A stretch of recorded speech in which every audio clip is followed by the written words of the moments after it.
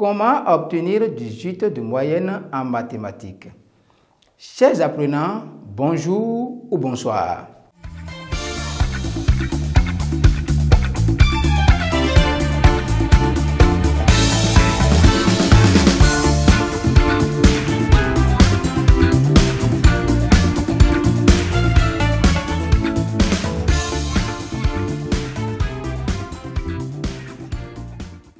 Dans cette vidéo, je vous présente en 3 points comment faire de la mathématique votre fidèle compagnon.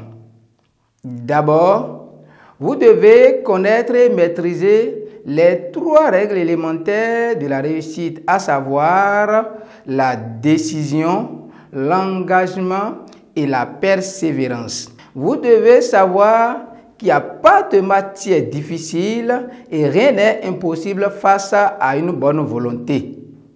Enfin, vous devez aussi savoir que lorsque l'on désire obtenir quelque chose, il y a un prix à payer et que le seul facteur déterminant de la réussite ou du succès, c'est le travail. Alors, sans transition, nous allons aborder le premier point. Le premier point, c'est que vous devez opter pour la synthèse. Ça veut dire quoi? Alors, lorsque le prof fait son cours, vous devez suivre religieusement le cours. Mais suivre le cours ne suffit pas. Vous devez essayer de participer n'importe comment à ce cours. Soit vous apporter des réponses, soit vous poser des questions. Alors, ceci oblige maintenant votre cerveau à déclencher un début d'assimilation des notions que vous voulez acquérir tout au long de ce chapitre. Alors, après le cours, qu'est-ce qu'il faut faire? Vous faites maintenant le résumé de cours, le même jour, que vous consignez dans un cahier que vous dénommez mon guide. Alors, qu'est-ce qu'on peut retrouver dans votre guide? Il y a les propriétés, il y a les théorèmes, vous avez des formules et vous avez des définitions qui vous sont utiles. Alors, en réécrivant toutes ces choses importantes à l'assimilation de toute notion, vous obligez maintenant votre cerveau à vous concentrer sur ces notions et donc à les imprimer dans votre mental. Le deuxième point, c'est quoi? C'est que vous devez avoir le cahier de correction. La correction est ce que sont les chaussures pour le coureur. Vous ne pouvez pas faire les mathématiques sans opter pour la correction. Donc, vous devez prendre religieusement la correction de tous les exercices, commençant par les exercices d'application jusqu'aux exercices proposés par le professeur, c'est-à-dire, je parle des devoirs de maison. Alors, lorsque vous prenez une correction, vous lisez cette correction plusieurs fois. Je dis bien plusieurs fois, en tout cas au moins 5 fois. Ça sera peut-être ennuyeux, mais retenez bien ceci. Lorsqu'on commence à s'ennuyer en maths, c'est qu'on a compris. Et donc, lorsque plus vous mettez du sérieux, de l'amour, de la prise de la correction, plus votre cerveau maintenant serait à même de se souvenir de toutes les notions que vous avez abordées tout au long de cet exercice-là. Le troisième point, c'est que vous devez opter pour la routine.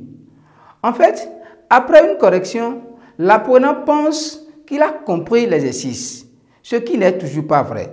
Vous devez donc refaire l'exercice. Ceci oblige votre cerveau à achever le processus d'intégration. Mais comment faire l'exercice? Vous devez d'abord faire l'exercice sans la correction et après maintenant, vous jetez un coup d'œil sur la correction ou bien vous faites recours à la correction si vous êtes bloqué. Comment fonctionne le cerveau? Je vous explique. Le cerveau fonctionne comme un muscle. Lorsque vous demandez plus d'efforts, c'est en ce moment que le muscle s'adapte et c'est en ce moment que le muscle se modifie. Donc, le cerveau fonctionne de la même manière. Donc, plus vous réfléchissez à un exercice, plus vous avez la compréhension de cet exercice-là. Alors, passez maintenant l'exercice corrigé en classe. Maintenant, vous essayez de chercher des exercices similaires que vous faites dans les livres ou dans d'autres documents. Après ça, maintenant, vous pour finir, aller aux épreuves progressivement. Alors, passez cette étape, vous devez tout faire pour maintenir votre routine sur le long terme. C'est-à-dire quoi? Vos résultats monteront lorsque vous montrez la capacité de conserver l'effort sur une durée plus ou moins longue. Ça veut dire quoi? Quelles que soient les contraintes, quelles que soient les situations, vous maintenez. Même si vous avez une mauvaise note, ne vous en faites pas. Continuez de travailler, continuez de foncer et les meilleurs résultats vont forcément arriver. N'oubliez surtout pas qu'il faut 3 mois avant qu'une routine de travail ne porte ses fruits. Aussi, vous devez apprendre à travailler dans un lieu adapté. C'est-à-dire quoi? Vous trouvez un lieu calme, un lieu sain pour vous entraîner. Le cerveau a lui aussi besoin de routine pour être concentré. Lorsque vous changez chaque fois de lieu, votre cerveau a du mal à s'adapter. Alors, chers apprenants, voilà l'essentiel à retenir pour vous illustrer brillamment dans les mathématiques. Si vous avez aimé, merci de partager la vidéo et merci de prendre le rendez-vous pour le prochain numéro intitulé 5 méthodes pour réussir dans les leçons.